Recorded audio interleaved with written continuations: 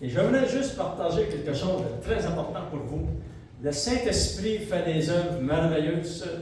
Dans les dernières années, nous voyons la puissance de Dieu. Dieu manifeste sa puissance. Les gens sont touchés, les cœurs vraiment sont touchés. Et je crois que le Seigneur est en train de vraiment d'appeler beaucoup de gens à la repentance et à la conversion et à son royaume. Alléluia. Parce que nous sommes proches du retour du Seigneur. Et le Seigneur touche dans le cœur de la société. C'est ici dans le cœur. Les gens sont touchés. Il y a beaucoup de gens qui sont ouverts à l'Évangile. Nous voyons à différents endroits, dans différents pays, comment que le Saint-Esprit manifeste sa gloire, sa présence, sa puissance. Moi, je crois, enfant de Dieu, qu'on peut se rappeler de la parabole, cette parabole des ouvriers qui ont été loués, enfants de Dieu. L'un avait été loué au début de la journée, puis il avait reçu un salaire d'un denier, il est dit dans la parole. Ça, vous pourrez lire ça, c'est dans Matthieu chapitre 20, verset 1 jusqu'au verset 6. Mais avant, j'aimerais juste expliquer qu'est-ce qui se passe, parce que le Saint-Esprit est en train de faire des œuvres merveilleuses dans notre société. Et je crois, enfant de Dieu, que le Seigneur a appelé tous ceux qui sont fidèles au royaume de Dieu. Nous avons marché avec le Seigneur des années et des années et des années, mais avec la fidélité. C'était très important. Et on va continuer jusqu'au retour du Seigneur. D'autres ont été appelés vers le milieu du jour, d'après cette parabole. Et ils ont reçu un denier, eux aussi. D'autres ont été appelés vers la fin de l'après-midi. Ça, vous pourrez lire ça dans Matthieu chapitre 20, verset 1 jusqu'au verset 16. Et ils ont eux aussi reçu un denier. Nous savons que cette parabole parle du salut. Dans les jours dans lesquels nous sommes, beaucoup vont venir à la connaissance de la vérité. Mais eux, ils sont ceux qui sont dans la dernière moisson. Alléluia. Le Seigneur va rajouter à son Église avec puissance. Nous le voyons, nous le sentons aussi. Lorsque nous sommes venus au Seigneur, moi et mon épouse, et beaucoup de gens avaient été touchés dans les années 70, 75, les années 80. Il y avait à cette époque, c'était dans le cœur des gens de la société. Dieu travaillait dans le cœur. Et c'est ça que nous sommes en train de voir. Dieu travaille dans le cœur des gens. Alléluia! Et ça, c'est un miracle extraordinaire. Seulement le Saint-Esprit qui va faire cela, enfant de Dieu. Et vraiment, on remercie le Seigneur de pouvoir voir tout ce que nous voyons, la puissance de Dieu qui se manifeste, enfant de Dieu. Et nous allons regarder ensemble dans la parole de Dieu ce soir. Si vous voulez, on va tourner ensemble dans Actes des Apôtres, chapitre 16. Gloire au Seigneur, parce que Dieu touche les cœurs et touche les personnes. Et ça, c'est vraiment, vraiment, vraiment puissant. Et ce soir, on va se placer dans le contexte dans Actes des Apôtres, chapitre 16, verset 25, jusqu'au verset 34. Gloire au Seigneur. Il est dit dans ces versets, le titre vient de ces versets, et aussitôt il fut baptisé, lui et tous les siens. Alléluia. Vous savez que nous avons eu un baptême dans l'eau dimanche passé, et puis c'était tellement merveilleux. Dieu a manifesté sa gloire, je sentais la présence et l'onction du Saint-Esprit. Il y a aussi même des gens dans la salle, dans l'église, qui ont dit, moi aussi je vais être baptisé dans l'eau. Alléluia. Après le baptême dans l'eau. Ça fait que, gloire au Seigneur. J'emmène cet enseignement et les gens vont pouvoir l'écouter aussi sur la chaîne YouTube. Gloire au Seigneur. Et on veut se placer dans le contexte de qu'est-ce qui s'est passé dans Actes des Apôtres, chapitre 16. Vous savez que Paul et Silas sont dans cette ville. Ils vont enseigner la parole de Dieu, mais ils vont être arrêtés. Puis ils vont être battus, et puis ils vont être jetés dans la prison intérieure.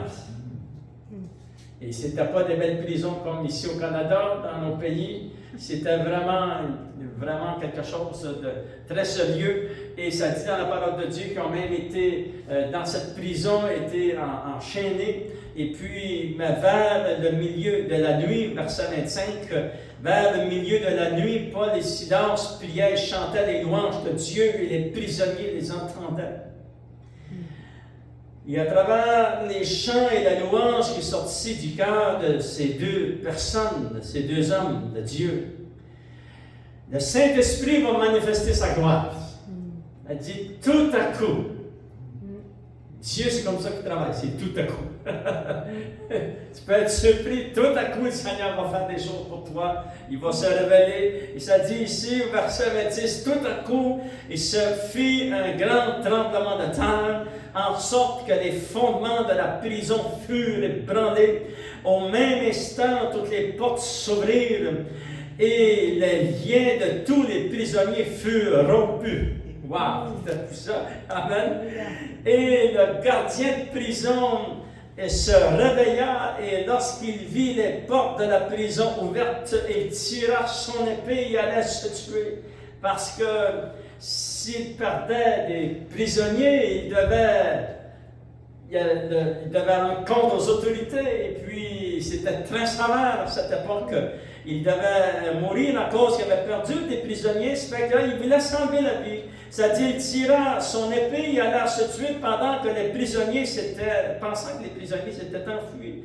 Mais Paul, à travers la prison, criait d'une voix forte: ne te fais point mal, nous sommes tous ici. Alors le geôlier, ayant demandé de la lumière, entra précipitamment et se jeta tout tremblant aux pieds de Paul et de Silas. Et les filles sont sorties de cet endroit.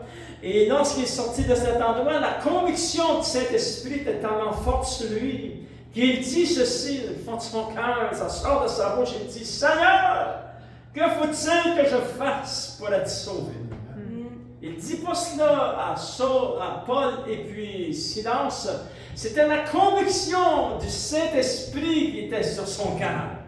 Et il dit au Seigneur: Seigneur, que faut-il que je fasse pour être sauvé? Et là, enfant de Dieu, Paul a pris l'occasion pour lui amener le salut. Et ils vont lui dire ceci au verset 31. Paul et Silas répondirent: crois au Seigneur Jésus, et tu seras sauvé, toi et ta famille. Et il lui annonça la parole du Seigneur, ainsi qu'à tous ceux qui étaient dans sa maison. Et les prirent avec lui à cette heure même de la nuit. Il lava leurs plaies, et aussitôt il fut baptisé, lui et tous les siens.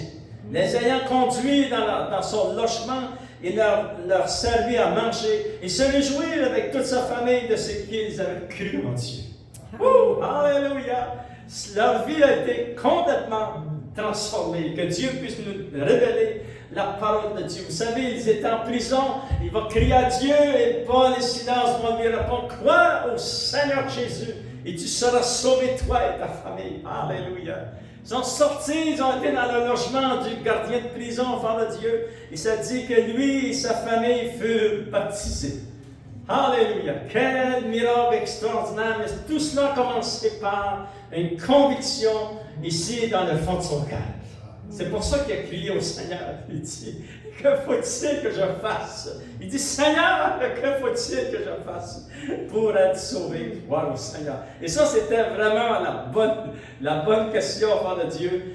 Gloire au Seigneur. Et ce soir, nous allons regarder ensemble qu'est-ce que ça veut dire lorsqu'il va demander au Seigneur pour le sauver. Que faut-il que je fasse pour être sauvé? Qu'est-ce que cela comprend? Qu'est-ce que ça veut dire vous avez été sauvés, mais aussi lui et sa famille furent baptisés. Gloire au Seigneur. Alléluia. Et aussitôt il fut baptisé, lui et tous les siens. Fait que, enfant de Dieu, il s'est passé un miracle extraordinaire. Vous savez, ça dit dans Romains chapitre 6, verset 3, on va lire ensemble quelque chose de vraiment puissant qui s'est passé, qui se passe lorsque nous acceptons le Seigneur dans notre cœur. Et tous ceux qui ont accepté le Seigneur, comment on a fait cela? Comment avez-vous fait pour accepter le Seigneur? Ça commence par ici. Ça dit: crois au Seigneur Jésus. Est-ce que tu crois dans le fond de ton cœur que Jésus est Sauveur et Seigneur? Amen. Et si oui, c'est commencé. Alléluia! Le Seigneur n'a pas mis ça compliqué parce que si ça aurait été compliqué, on serait compliqué encore plus la vie. Amen. Mais le Seigneur a dit non, crois au Seigneur Jésus. Crois au Seigneur. Accepte-le comme ton sauveur et comme ton Seigneur. Et ça dit immédiatement dans la parole de Dieu, tu seras sauvé. Ça ne dit pas peut-être que tu seras sauvé. Dieu pense, je ne sais pas si je vais sauver lui ou je vais sauver elle. Non, non, non. Ça dit dans la parole de Dieu, si tu crois dans ton cœur et si tu confères de ta bouche le Seigneur Jésus, tu seras sauvé. Croyez à la parole de Dieu. Nous croyons à ce qui est écrit dans la parole de Dieu. Regardez ce que ça dit dans Romains chapitre 6, on parle de Dieu. Verset 3, il dit ceci. Ignorez-vous que nous tous qui avons été baptisés en Jésus-Christ. Maintenant, on va s'arrêter sur cette révélation. Qu'est-ce que ça veut dire être baptisé en Jésus-Christ? Alléluia! Et c'est une bonne question, on s'est posé cette question. Qu'est-ce que cela veut dire? Qu'est-ce que ça comprend? Qu'est-ce que ça veut dire être baptisé en Jésus-Christ? Nous allons voir 3 étapes ce soir, enfant de Dieu. Puis qu'est-ce que cela veut dire? Mais on va le lire ensemble. Ça dit, ignorez-vous que nous avons tous été baptisés en Jésus-Christ. C'est en sa mort que nous avons été baptisés. Nous avons donc été ensevelis par lui, par le baptême en sa mort, afin que, comme Christ est ressuscité des morts pour la gloire du Père, de même nous aussi, nous marchions en nouveauté de vie. En effet, si nous sommes devenus une même plante avec lui par la conformité à sa mort, nous le serons aussi par la conformité à sa résurrection, sachant que notre vieil homme a été crucifié avec lui, afin que le corps du péché fût détruit, pour que nous ne soyons plus esclaves du péché. Car celui qui est mort est libre du péché. Or, si nous sommes morts avec Christ, c'est plus ça que ça dit ça. Écoutez bien ceci. Lorsque Jésus, 2000 ans passés, a été à Golgotha, à la croix de Golgotha, il a payé le prix à Golgotha, et il a pris notre vieil homme, c'est-à-dire, il a pris le vieil homme qui court toujours le mal, qui ne peut pas se contrôler, et il l'a cloué. Voyez-vous? Et lui a été cloué. Mais nous sommes venus 2000 ans après. Nous sommes nés dans un corps qui court, qui pêche. Mais lorsque nous acceptons le Seigneur, et là, on confesse que Jésus est notre Sauveur, le Seigneur, nous sommes positionnés dans les choses du royaume de Dieu. Et c'est là que nous comprenons, Jésus a crucifié avec lui à Golgotha ce qui me tenait captif. Il dit, il a crucifié à Golgotha. Alléluia. Et nous sommes morts à Golgotha. C'est-à-dire qu'à cause de la puissance de la résurrection qui est en nous, nous pouvons marcher et contrôler ce corps. Amen. Alléluia. Nous pouvons dire non. Je n'irai pas dans cette direction. Je vais prendre une bonne décision. Je vais marcher avec le Seigneur. Je vais rester dans la parole de Dieu. Je marche en nouveauté de vie. Alléluia. Tous ceux qui connaissent le Seigneur, qui ont accepté Jésus comme leur sauveur et Seigneur, ça dit dans la parole de Dieu que le Seigneur, l'enfant de Dieu, a fait de nous une nouvelle création. Vous êtes une nouvelle création. Oubliez ce qui est en arrière, concentrez-vous sur ce qui est en avant. Apprenez à connaître la parole de Dieu de tout votre cœur et accélérez la lecture de la parole de Dieu et plongez vos regards dans les Saintes Écritures. Maintenant, enfants de Dieu, si vous ne plongez pas vos regards dans les Saintes Écritures, les anges de Dieu veulent le faire. Ça dit dans la parole de Dieu que les anges de Dieu veulent plonger le regard dans la parole de Dieu et c'est nous qui devons faire ça. Alléluia! Plongez vos regards dans la parole de Dieu parce que plus que vous allez connaître les choses de Dieu, plus que votre foi va s'enraciner dans la parole de Dieu. Alléluia! Vous avez donné votre cœur au Seigneur, mais vous voulez grandir dans le Seigneur. Vous voulez, enfant de Dieu, vous attacher au Seigneur. Qu'est-ce que ça veut dire? Qu'est-ce que cela comprend lorsque nous lisons ici, nous tous qui avons été baptisés en Jésus-Christ. Dans Galates chapitre 3, verset 27, ça dit « qui avait été baptisé en Christ ». Ça comprend ceci. Première étape que ça comprend, voici le baptême en Christ implique 3 étapes. Et ces 3 étapes distinctes que nous vivons, peut-être sans le réaliser en pleine à 100%, mais vraiment, c'est ça qui se passe. Première étape, c'est Actes des Apôtres, chapitre 3, verset 19, jusqu'au verset 20, enfant de Dieu, 21, il est dit ceci. Gloire au Seigneur. Actes des Apôtres, chapitre 3, la première étape, c'est répentez-vous et convertissez-vous. Qu'est-ce que cela veut dire? Regardons ensemble Actes des Apôtres, chapitre 3, verset 19.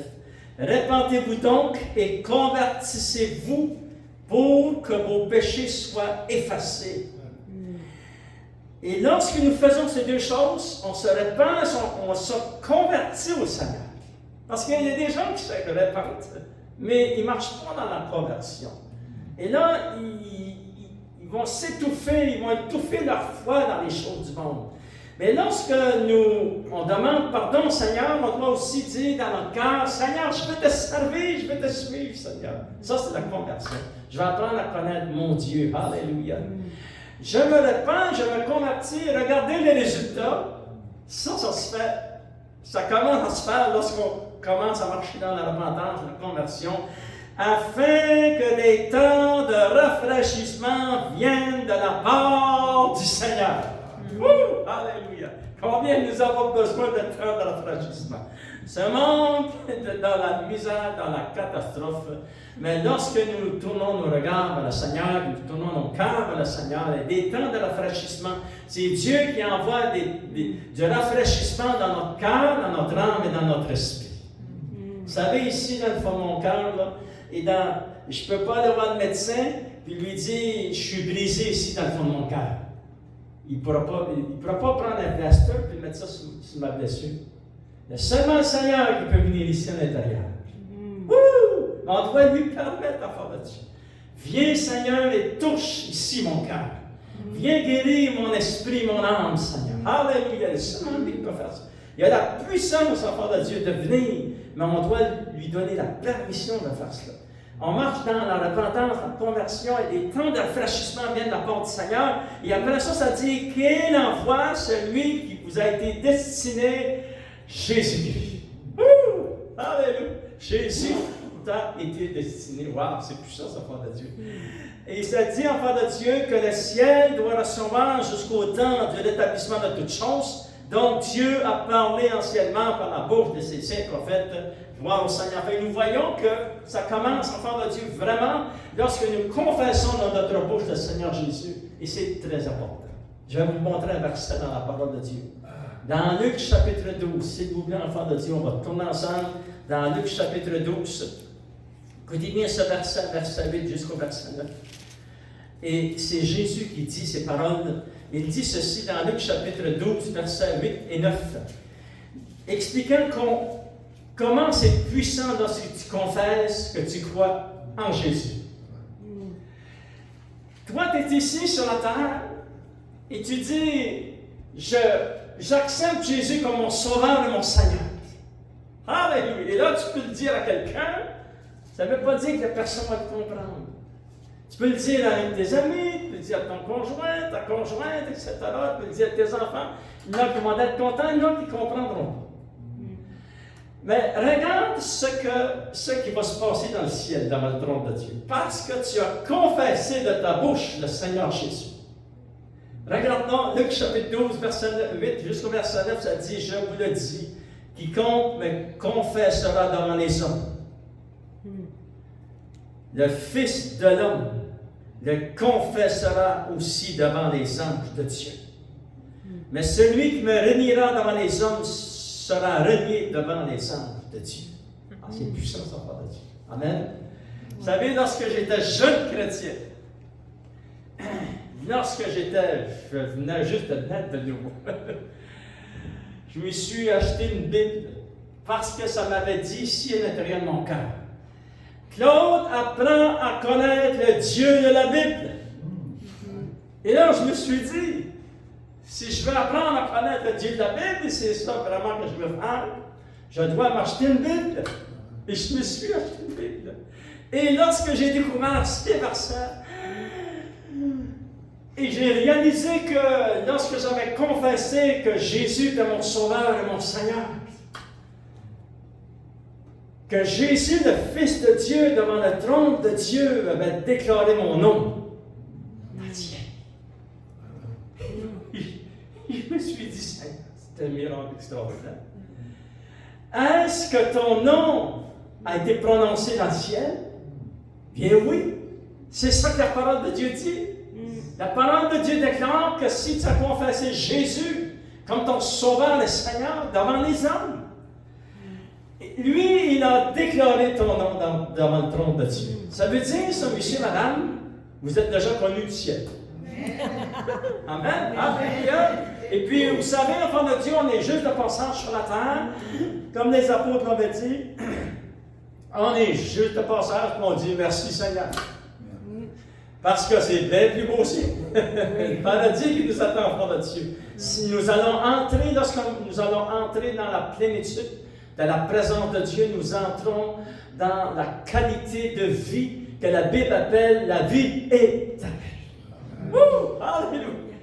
Enfant de Dieu, vous ne serez plus jamais pareil. Et réalisez ceci, que votre nom est déjà confessé dans votre trône de Dieu. Gardez votre cœur dans le Seigneur et confessez le nom de Jésus toute votre vie. Parce qu'on ne veut pas renier le Seigneur, on veut confesser son nom, enfant de Dieu. Alléluia! Jésus est grand. Confessez Jésus comme ton Sauveur et ton Seigneur. Alléluia! Ça implique la repentance, ça implique aussi la conversion, c'est de marcher avec le Seigneur. Deuxième étape qui est très importante, qu'est-ce que ça veut dire? Nous avons été baptisés en Jésus-Christ. Première chose, la repentance et conversion. Deuxième chose, ça se trouve dans 1 des Apôtres, chapitre 37, jusqu'au verset 38. Oh, excusez, 1 des Apôtres, chapitre 2. Je me suis trompé. Mais je peux me reprendre. 1 des Apôtres, chapitre 2, verset 37 et verset 38.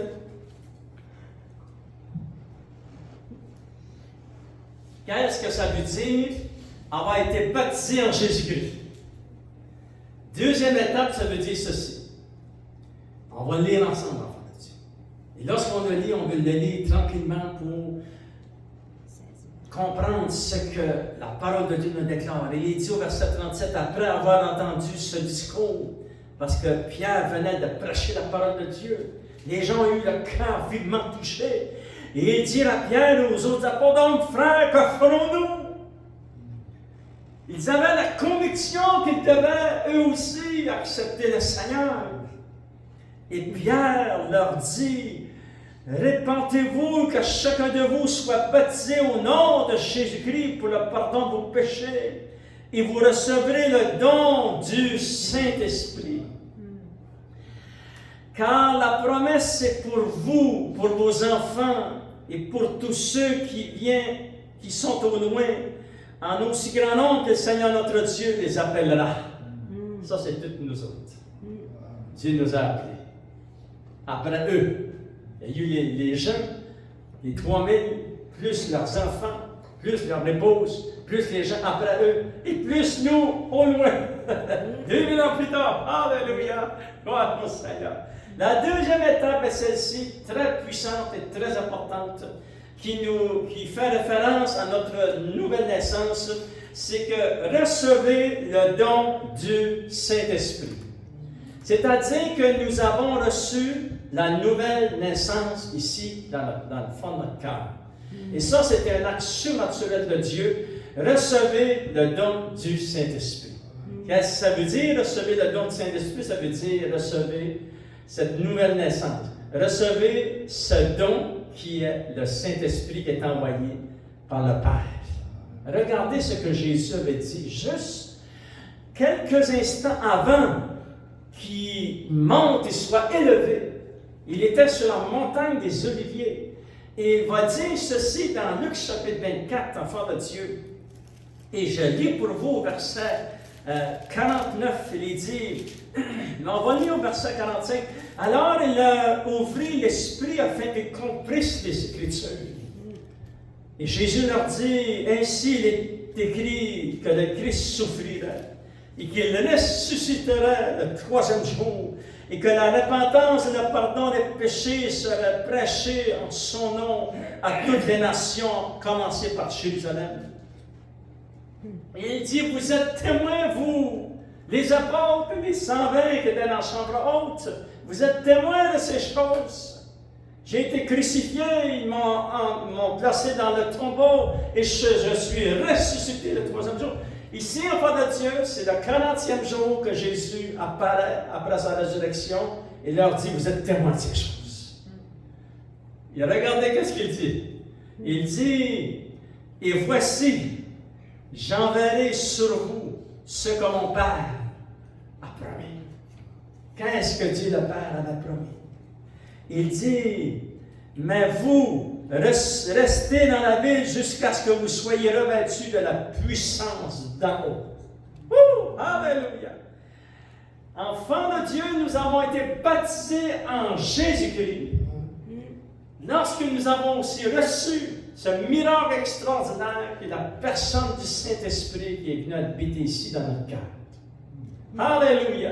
Et ça, c'est un acte surnaturel de Dieu. Je ne peux pas l'accomplir moi-même, mais ça commence lorsque nous avons confessé que Jésus est notre Sauveur et Seigneur, et lorsque les miracles se multiplient. Alléluia! Si tu continues à marcher avec le Seigneur, là, les miracles se multiplient et le Saint-Esprit vient ici dans le fond de ton cœur, et là, tu as reçu le don du Saint-Esprit. Comme Jésus l'avait dit, dans 1 Corinthiens chapitre 12, verset 13. Regardez ce verset, c'est très puissant. Il est dit dans 1 Corinthiens chapitre 12,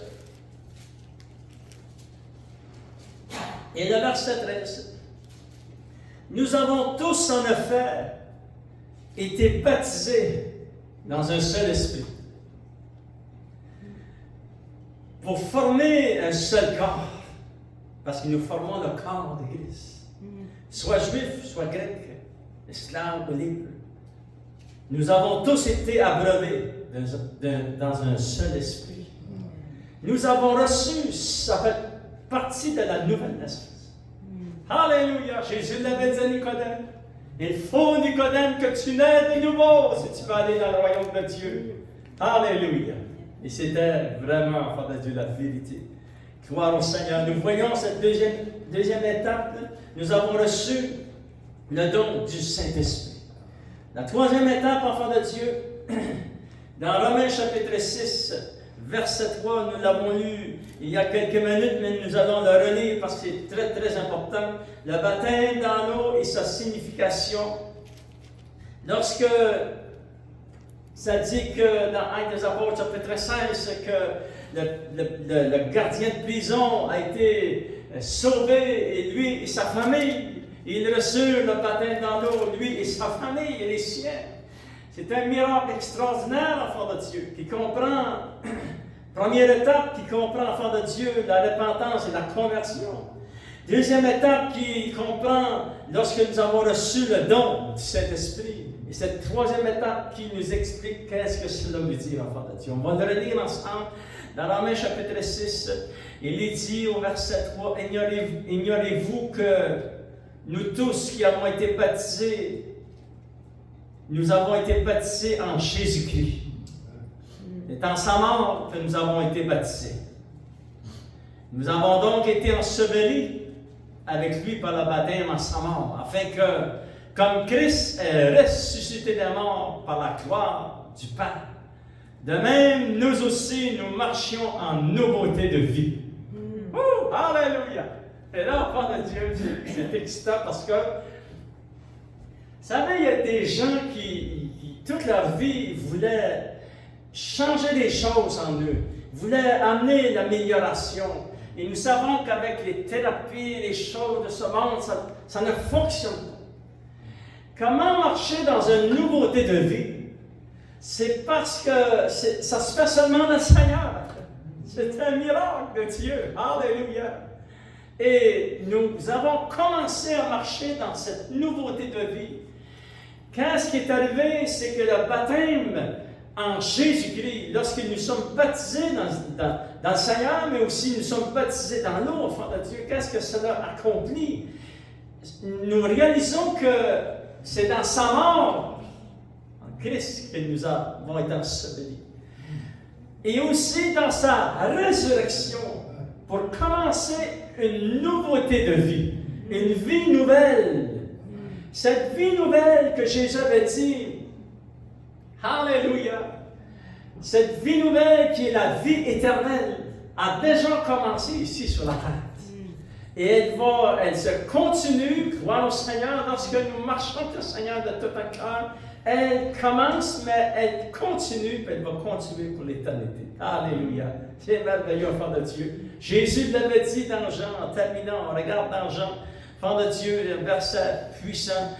Il est dit dans Jean chapitre 5, je crois, c'est vraiment puissant la parole de Dieu. Jean chapitre 5, je vous lis ces quelques versets qui sont très, très importants. Et c'est Jésus qui nous a dit ça, verset 24. En vérité, je vous le dis. Celui qui écoute ma parole et qui croit à celui qui m'a envoyé a la vie éternelle. Il ne vient point en jugement, mais il est passé de la mort à la vie. Alléluia! Levons-nous soutenons ensemble, enfants de Dieu, gloire au Seigneur. Et nous sommes passés de la mort spirituelle à la vie spirituelle. Et nous marchons en nouveauté de vie. Et nous marchons avec le Seigneur de tout notre cœur. Seigneur, oh Dieu, on te remercie du privilège de connaître la parole de Dieu. On te demande de bénir, Seigneur, les Saintes Écritures à nos cœurs. Nous voulons méditer, Seigneur, les Saintes Écritures. Nous voulons aussi obéir à la parole de Dieu. On te demande de manifester ta gloire, de nous donner ces révélations des Saintes Écritures, Seigneur, oh Dieu. Et tu puisses bénir tes enfants, tes fils et tes filles. Merci que tu prends soin de tous nos besoins. Seigneur, nous voulons, notre cœur est assoiffé de toi et assoiffé de s'approcher de toi, de tout notre cœur. Alléluia. On te donne l'honneur, la gloire et la puissance. Et merci de des vies transformées, des vies nouvelles, Seigneur, en toi, Seigneur. Nous sommes passés de la mort à la vie, Seigneur. On te donne l'honneur, la gloire et la puissance. Et au nom de Jésus, nous t'avons prié. Et tout le peuple de Dieu dit Amen. À lui soit la gloire, Père de